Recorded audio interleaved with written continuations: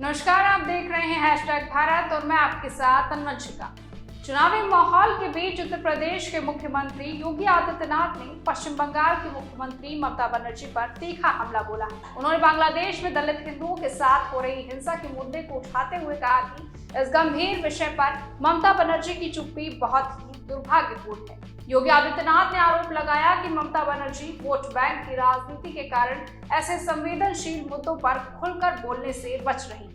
उनका कहना है कि जब कहीं भी हिंदू समाज या दलित वर्ग के लोगों पर अत्याचार होता है तब नेताओं को बिना डर के आवाज उठानी चाहिए, लेकिन पश्चिम बंगाल की सरकार ऐसा नहीं कर रही। उन्होंने ये भी कहा कि तृणमूल कांग्रेस की नीतियों के कारण राज्य की सामाजिक संतुलन बिगड़ गया है और वहां कानून व्यवस्था की स्थिति भी कमजोर हुई है। योगी ने दावा किया है कि बंगाल की जनता अब बदलाव चाहती है और वो विकास के रास्ते पर आगे बढ़ना चाहती है।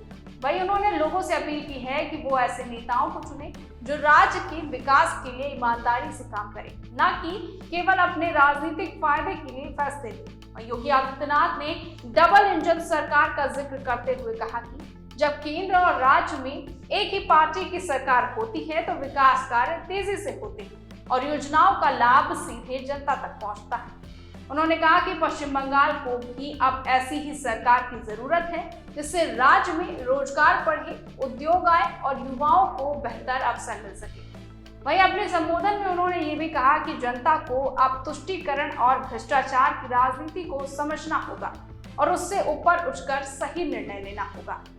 योगी के इस बयान के बाद से ही बंगाल की राजनीति में हलचल तेज हो गई है और राजनीतिक दलों के बीच आरोप प्रत्यारोप का दौर भी तेज हो गया है। वहीं भारतीय जनता पार्टी इस समय बंगाल में अपनी स्थिति मजबूत करने की कोशिश कर रही है और ऐसे बयानों के जरिए वो जनता तक अपनी बात पहुंचाने का प्रयास कर रही है। भाजपा का कहना है कि राज्य में उनकी लोकप्रियता लगातार बढ़ रही है और आने वाले समय में इसका असर चुनाव परिणामों में भी दिखाई देगा।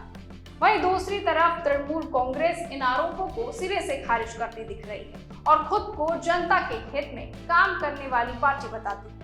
कुल मिलाकर देखा जाए तो चुनाव नजदीक आते ही नेताओं के बयान और भी तीखे होते जा रहे हैं, जिससे साफ है कि आने वाले समय में राजनीतिक माहौल और भी गर्माने वाला है। फिलहाल के लिए बस इतना ही। बने रहिए #भारत के साथ।